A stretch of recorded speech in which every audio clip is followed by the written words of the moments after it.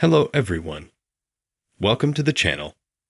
Now in this video, I will show you and tell you how to take a screenshot on iPhone 15, 15 Pro, or 15 Pro Max. Please subscribe to the channel. Watch the video till the end. Give me likes. Let's get started. In order for us to take a screenshot on an iPhone 15, it can be any iPhone. We will need to press the Home button once and the Volume Plus button at the same time. We must press these two buttons at the same time. And after that, we take a screenshot. If we press, let's say, on the volume button minus, then the phone will simply lock and there will be no screenshot. That is, we need to press two buttons, Volume Plus and Home button. Presses simultaneously and a screenshot is made. After that, we can go to the gallery.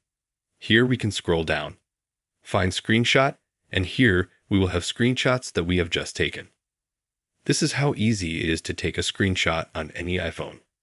If you liked and helped this video, you can subscribe to the channel, put a like.